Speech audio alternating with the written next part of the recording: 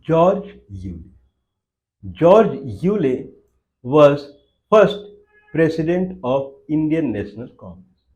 Anyway, it was founded, Indian National Congress was founded by Octavian, Alan Octavian Hume, A.O. Hume in 1885. He was a civil servant. But in 1888, Allahabad session, the session was presided by George Yule. So George Yule was president of Indian National Congress in 1888.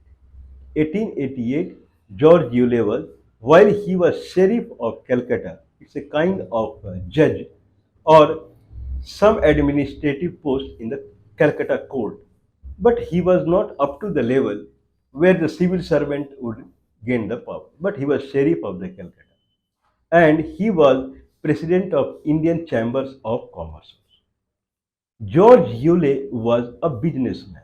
George Yule was from Scotland, that is part of United Kingdom now also. He was a Scottish, and he and his brother Andrew Yule, so they came to Manchester in England, and they started cloth business, okay, cloth warehouse, and it flourished, and they became big businessmen in 1858. So in 1858 they came to Manchester and they started the cloth business. When they earned a lot of money, they thought of extending it to India. Okay, because India was coming under the kind of a British regime. Means Britishers they were controlling India.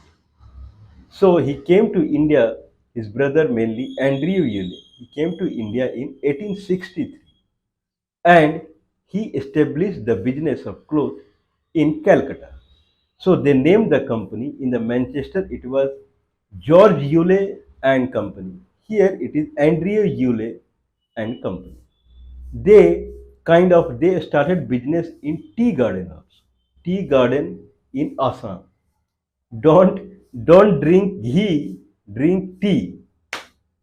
Okay, I never drink tea.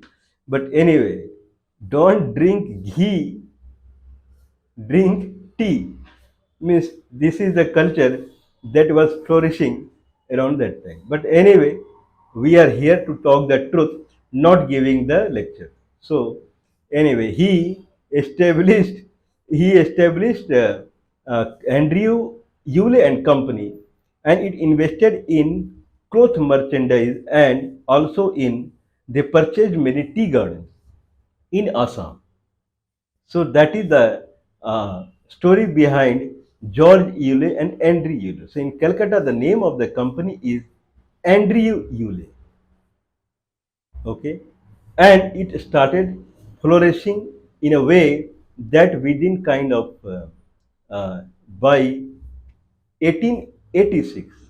Okay, so 1863 Andrew Yule came to Calcutta, and around 1868 he established the full company. So by 1886, around 18 years, George Yule, okay, he became the sheriff of Calcutta, kind of administrative post, and also president of Indian Chambers of Commerce. So he became monetarily or commercially very powerful, Mr. George Yule. Okay, when he was administrator, sheriff of the country, he killed 400 Bengal tigers. This was his passion. Okay, killing Bengal tigers was his passion, and he killed 400 Bengal tigers. Means Indians were like their slaves. Slaves means he would go to for kind of doing the for shikar.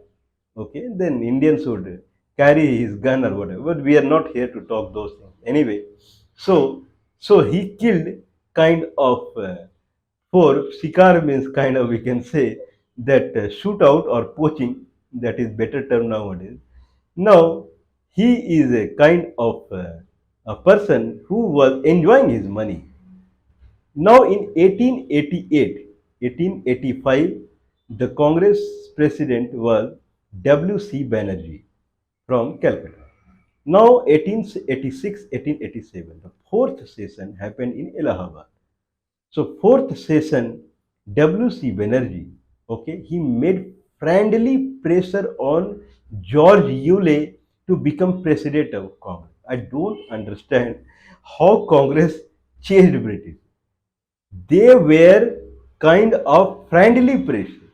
Okay, they were pulling Britishers. I mean, this is the truth, right? Means instead of the way they claim that we change Britishers and make India Britishers free, W.C. Banerjee, the first president of Congress, he made friendly pressure on George Yule. Britishers were not bad. If you see closely, they were interested in India as far as trade and business is concerned. Very see very closely. They are administrator in India for monetary reason. They are not here to kill people or kind of do some kind of administration and enjoy life. It is not true. Britishers were in India for money purpose. They were, it is kind of a group of businessmen that were holding the India. Okay. I should not use these hands also. Means they were doing business. Okay. They were not controlling India. In 1839 or 1837, they started railway. In 1853 or 54, they started Indian Postal Service. All are business. You see closely. So Britishers businessmen were in India to protect them, to make their life easy. Civil servants were appointed. The main thing was to get money from them. Okay, they were not here for bad intention. Any company goes to other country to earn the money. So it is like multinational company, British multinational, you can say. They came to India to earn the money. Civil servants were here to protect them.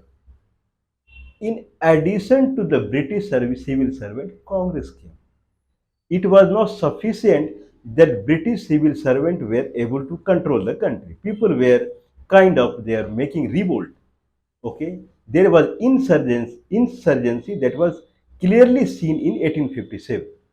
So people in India, they were not happy with the merchants from the British line. So to make them happy, now Indian National Congress was established by British. That now consider that you are the ruler.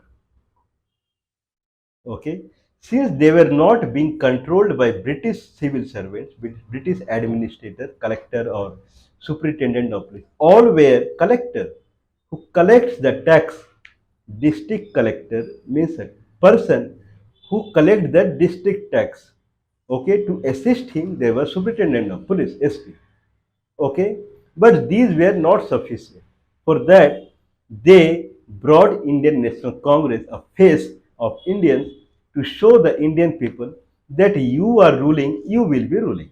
Don't worry. So the concept of British available in India was not to torture them. Main concept was to earn the money through business. I don't see any problem. It is commendable that you make business in the other country. But what about Indian National Congress? You came up because of Britishers to do something else, and you were showing face to Indians that I am going to liberate you because you are not happy with the Britishers. Don't worry. From it's a kind of a proxy from Britishers that was sitting, that were Indian people. So Indian Britishers proxy, Indian people that were representing Indians, throwing away Britishers. Can you believe this? A group who is proxy to British administration, and here they are showing face to Indians as we are your saviors. That is the problem. Problem is not in the Britain. Problem is not with the Britishers. Problem is here only. Okay, that is the problem. These people are looters. Okay, they looted the country. If you are with two face, then how someone can recognize you? But anyway, W.C. Banerjee friendly pressure made on George Yule to preside over the Allahabad session. Now, George Yule became president of Allahabad session, and after becoming the president, he returned to the England because he was an English person. So he returned to the England. In 1912, around Queen Victoria, he made kind of pressure on the British businessmen to grow business in India because India was like a golden bird to them. They were earning a lot. So, Andrew Yule and Company, that belonged to George Yule's brother in Calcutta, they expanded their business in paper industry also, power industry also, shipping area also. Anyway, they had business in tea garden and cloth area. Many area they expanded, and by 1946, they had turnover of 26 crore. 26 crore at that time would be more than 26,000 crore now. 26 crore was their turnover. 86,000 employees were employed in Andrew Yule and Company. 86,000 at that time.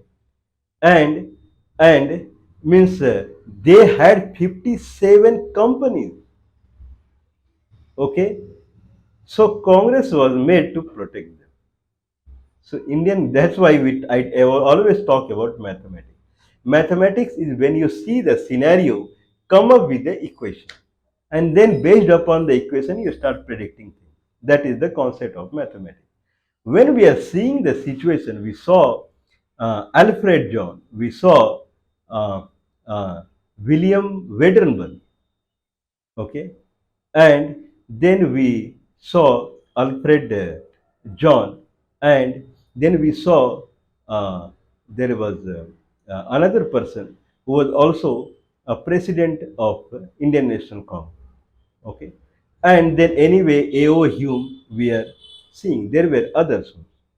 So the concept is that they should bring, okay, they should bring Indians, okay, to come to a level where kind of they would represent or they would pacify people that nothing is going wrong. Don't worry, we are there. So Indian committee, Indian National Congress committee used to visit England repeatedly, iteratively, regularly, okay, and they would press on the British people for the change they are trying to make in India. Okay, so whatsoever. So now the concept is over. So Mr. George Yule was president of Indian National Congress in 1888 in Allahabad session. Now during the 1888 Allahabad session, there is one Mr. Some Somnath Banerjee or something. Okay, now he is what he is citing in the session that I am reading. A hard-headed Scotsman, means from Scotland, who saw straight into the heart of things and never hesitated to express himself with the business in which a Scotsman never fails if he wants to show it. So he is promoting his business attitude and saying that Scottish people are powerful when they come to some kind of strengthness, some kind of integrity. Then they will never fail. Means you are so genius and so powerful. Please take over the president post and do whatever you want. Okay, full reign in your hand, full control in your hand. That's why he is praising it. Now, Mr. Okay, so the fourth person I was talking, I remember now. So, Mr. Henry, okay, Mr. Henry was the person who was he presided over Congress, and William Wedderburn and Alfred John, and now we are seeing Mr. George Yule, and then anyway Octavian Hume founded the Indian National Congress. Now, what Mr. George Yule is citing when he is addressing the session in 1888 in Allahabad. Now, gentlemen, I'll state, okay, I'll state more definitely the change we desire. What change we desire? We want the Legislative Council to be expanded to an extent that would admit of the representation of the various interests in the country as far as that may be practicable. Okay, how he want council, the whatever the council is there, to be expanded. We want half of the council to be elected. The half of the Indian National Congress should be elected. The other half to be the appointment of the government. See the line. Half of the Indian National Congress should be elected and half should be appointed from the government. 50% from the British government and 50% from the Indian people. 50% Indian people and 50% as administrative. That is Indian National Congress from the government, and we are willing that the right of veto. You understand veto, right? Right of veto should be with the executive. So who is the president kind of, he should carry the veto power. I mean, British government should be have the veto power. So full control of Indian National Congress was with the British. That's why they were making friendly pressure on the George Yellow to become the president because it is their part. I mean, they established.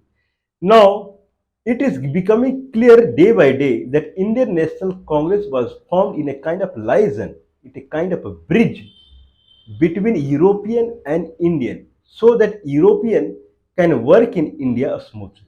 Means they can do the trading, they can make money in Indian business scenario smoothly. For that, they raised local community so that local people, if some any violence happen, any kind of you can say that insurgency happened in India, then people from Indian National Congress can go to them and they can pacify them. For that, 50% people in the Indian National Congress should be from India, whereas 50% people from the government. So that was the situation. So Indian National Congress looks like it was established by Britishers to kind of pacify because they have seen the insurgency in 1857. So now Indian National Congress was required so that the business of the European. So they demonstrated like Mr. Alfred John. Okay, he demonstrated that this is, we expect that smooth work a European can do in India and Indian can do in Europe. What Indian will do in Europe? When you are a slave, then what business you will do in? Few people will go. So mainly the Britishers' business, okay, earning should go smoothly in India.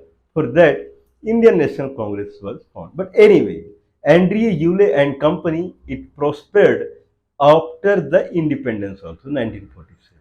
Who would stop them?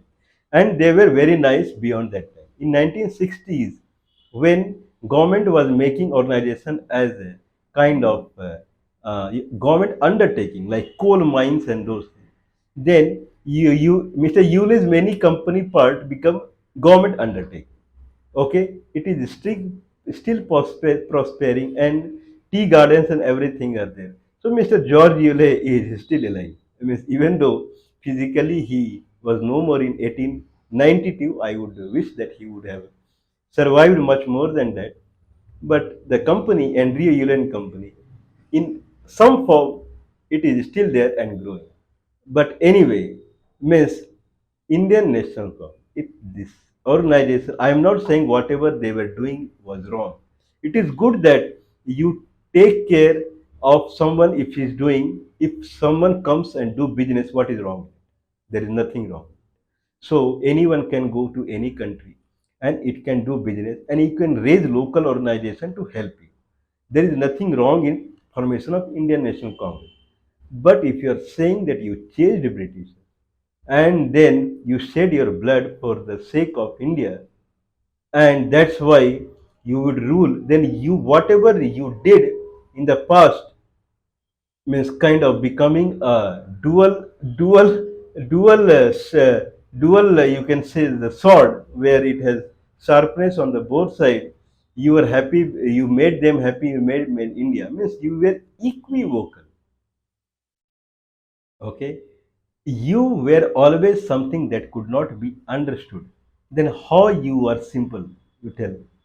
Means when you were so clumsy, when you were so weird, okay, when you were so kind of non-programmable, when you were something that cannot be predicted, then how we can trust you?